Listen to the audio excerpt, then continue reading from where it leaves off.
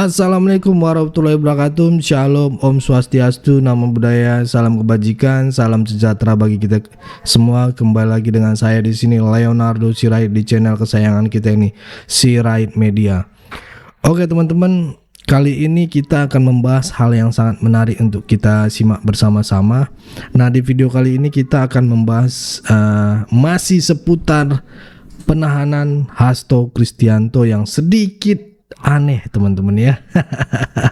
Anehnya di mana? Ketika Hasto sudah menggunakan rompi orange KPK, dia sempat berteriak dan berorasi secara lantang, periksa keluarga Pak Jokowi gitu ya. Waduh, ini kan aneh teman-teman. Apa hubungannya Pak Jokowi dengan kasus Hasto ya kan? Lagian katanya Hasto pegang bukti gitu ya, mega korupsi di Indonesia yang bisa menyeret Pak Jokowi. Ayo dong dibuka buktinya. Kami ataupun saya sebagai Ternak Mulyono gitu ya menunggu bukti itu gitu ya. Ataukah Anda tidak pegang bukti, hanya omon-omon semata? Dan lagian teman-teman ya, setelah Hasto menyatakan ya, ayo periksa keluarga Pak Jokowi, Mas Gibran langsung bertindak gitu ya.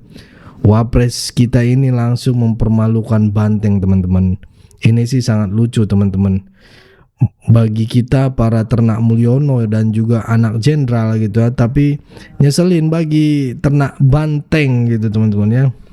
Nggak percaya teman-teman? Oke, tanpa berlama-lama langsung aja kita saksikan dulu video berikut ini. Semoga ini menjadi momentum bagi Komisi Pemberantasan Korupsi untuk menegakkan hukum tanpa kecuali, termasuk memeriksa keluarga Pak Jokowi. Karena itulah sejak awal saya katakan bahwa sebagai sekjen PDI Perjuangan, saya dengan kepala tegak siap menerima konsekuensi apapun bagi Indonesia yang ada.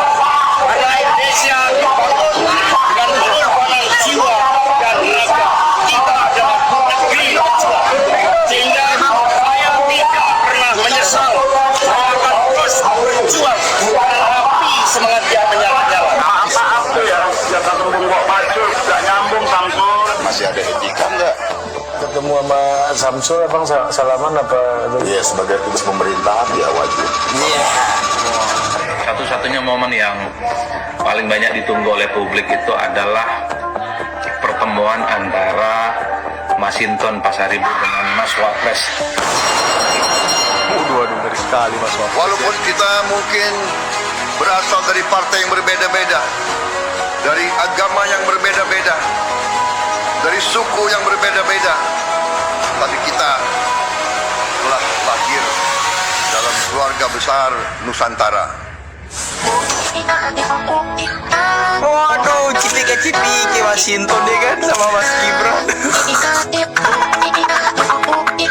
Lagi ya Partai kan? Gerindra itu sudah pernah juga seperti ini, ya. Ya, artinya kader kita sudah pernah kena seperti ini. Apakah dari Partai Gerindra pernah bersuara ini kriminalisasi? Apakah Partai Gerindra pernah menyatakan ini politisasi? Tidak pernah. Bahkan kita, ya, Partai Gerindra mengkoreksi ke dalam. Apa yang salah dengan kita? Dengerin tuh Guntur Romli. Apa yang ada yang salah dengan kita? Jadi kita koreksi ke dalam. Nah, ini maksud saya bahwa kami ingin bermawas diri, tidak ingin berpolemik dalam hal seperti itu, menggeser opini publik bahwa kalau memang kita salah, kita bilang kita salah, ya sudah kita salah, dan kita dibuktikan jalani di proses. pengadilan. Ya, seperti itu. Bung Abraham dari Komisi 3 melihatnya Akhirnya Pak Hasto, Sekjen PDIP, resmi ditahan oleh KPK. Ayo, Bu Mega bantu, ayo. Ayo Mega. Siap lahir batin. Waduh, siap lahir batin. Diborgol ya kan, diborgol ya. Langsung saja kami akan bergabung ke gedung KPK untuk mendengarkan pernyataan dari tim kuasa hukum Hasto Kristianto. Cukup ya.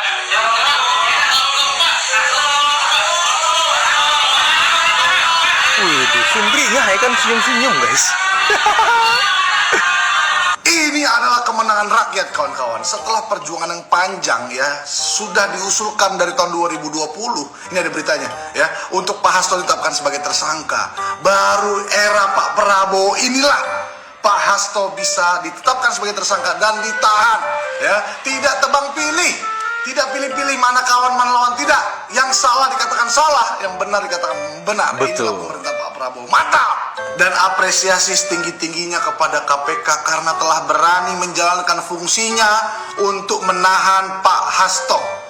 Bagaimana kita tahu dari tahun 2020 sudah diusulkan, tapi baru di era Pak Prabowo ini berani untuk ditindak, luar biasa. Kita lihat Pak Hasto ini sekjen PDIP loh ya, bukan orang biasa-biasa. Dia orang dekat dan kesayangannya Bu Mega. Sekjen PDIP, orang nomor 2 di PDIP, tapi berani ditindak. Ini terobosan yang luar biasa buat pemerintahan Pak Prabowo, luar biasa, salut. Tapi ku akui, hebat kali memang Pak Hasto. Hebat. Bayangkan Hasto aja, sudah tersangka, bahkan sudah ditahan. Loyalisnya, simpatisannya, semua datang berbondong-bondong ke KPK. Katanya mau masuk gedung KPK lagi kalau andaikan sampai ditahan. Salut aku, keren. Tapi lebih keren lagi kawan-kawan. Kalau apa? Kalau apa? Ya, betul sekali. Kalau Bu Mega datang ke KPK menepati janjinya untuk Kita tunggu Bu memperjuangkan Mega. Pak Hasto, ya kan? Kita tunggu Bu Mega, kita Oke, tunggu. jadi kita tunggu sama-sama. Kita suarakan, ayo Bu Mega datang ke KPK. Ayo, ayo. Ini parah nih. Dari siapa bang? Kemana sih dia? Kok dicari-cari nggak ada sih? Ternyata dia di sini. Saya nyari-nyari dari tadi Bang Masinton. Ternyata Bang Masinton di sini.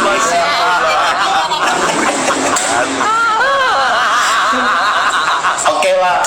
Pertama saya ucapin selamat kepada Bang Masinton telah dilantik ya untuk menjadi Bupati Tapanuli Tengah. Kita tahu kan, Tapanuli Tengah itu kan daerah Sumatera Utara tuh. Itu tuh yang gubernurnya Mas Bobi. Keluarga Pak Jokowi. Tentunya. Oh iya ya. Bang Masinton nggak boleh ngelawan loh, walat kalau ngelawan. Bang Masinton kan bawahan dia.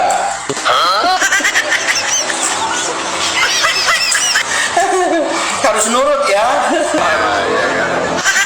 Nah, apalagi sama Mas Wapres itu Mas Samsul itu harus ikut itu. Harus ikut program pusat, nggak boleh jalan sendiri-sendiri.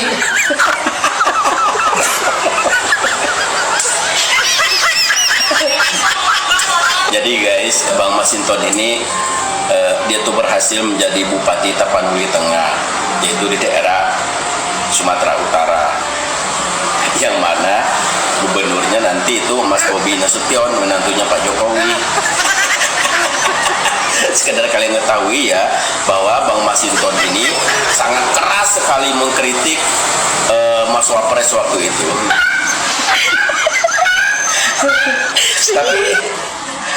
Tapi nasib berkata lain. Beliau ini bawaannya Bobi, apalagi Mas Wapres, Mas Samsul. Ya mau nggak mau, orang yang dia benci dulu, mau nggak mau ya, karena ini ketatanegaraan kita, ya harus hormat.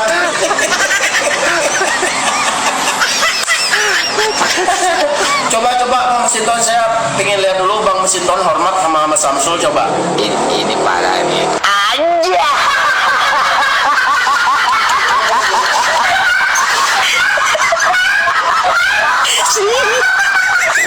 Nah gitu dong.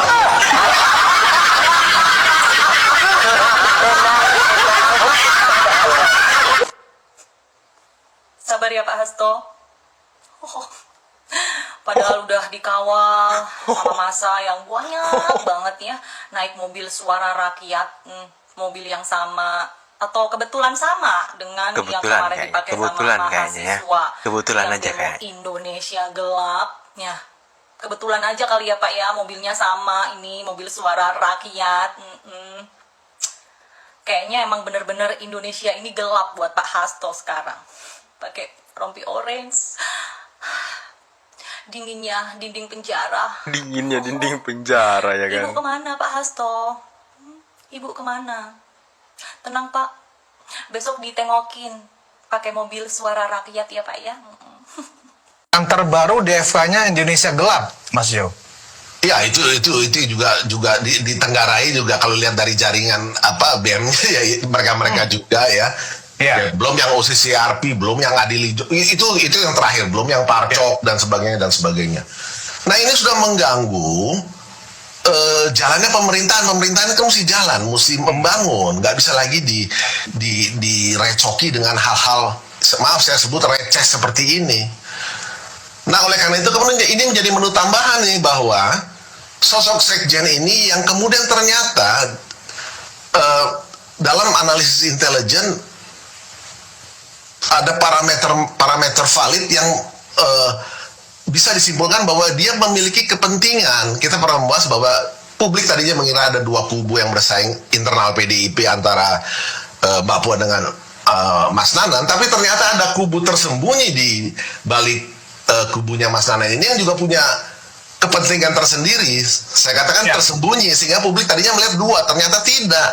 Ada tiga, yaitu kubu sekjen ini sendiri yang mau memanfaatkan feud atau perseteruan di antara dua anak biologis Soekarno ini. Kalau lihat yang gimana penjahat-penjahat sekarang agak kayak cacing kepanasan kalau presiden sama hakim udah sepakat mau kerjasama. Dan saya ingin menyampaikan hormat saya, penghargaan saya kepada seluruh keluarga besar peradilan Indonesia. Saya mengakui baru sekarang saya sungguh-sungguh sadar dan mengerti betapa berat beban bapak-bapak, ibu-ibu, para hakim pada peradilan.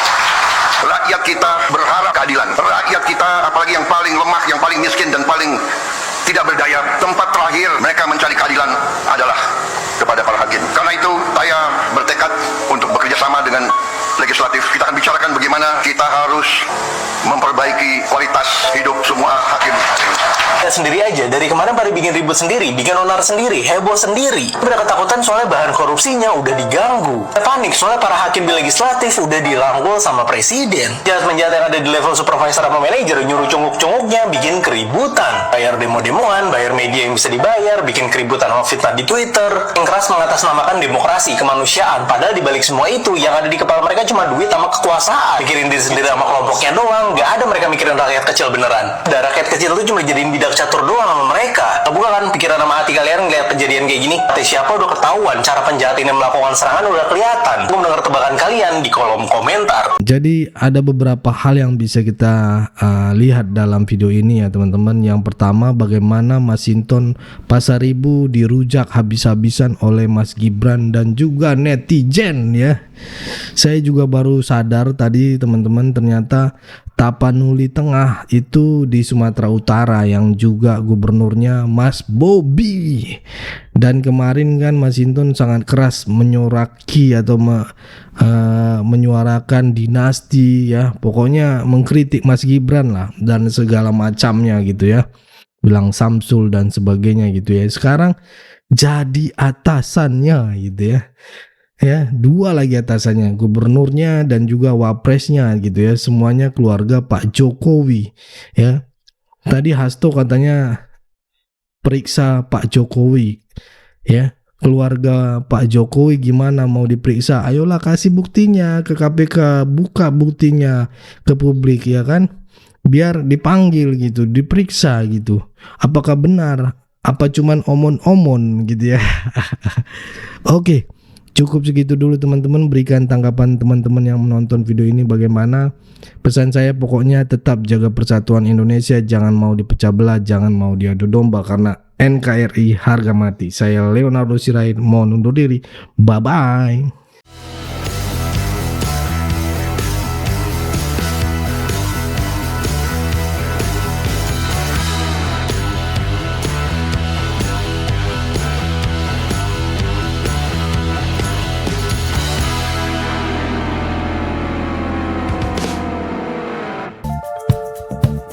Kawan-kawan yang mau mendukung Sirait Media, boleh melalui rekening ini.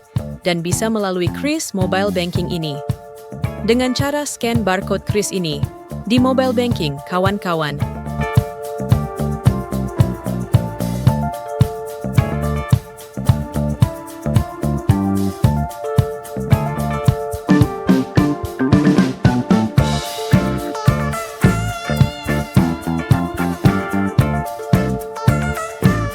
Dan jangan lupa juga mendukung pelayanan di yayasan kami melalui rekening ini dan bisa melalui Kris Mobile Banking ini. Dengan cara scan barcode Kris ini di mobile banking, kawan-kawan. Berapapun itu sangat berguna bagi pelayanan kami. Mari terus kita suarakan suara rakyat jelata dan terus berdampak bagi Indonesia. Terima kasih.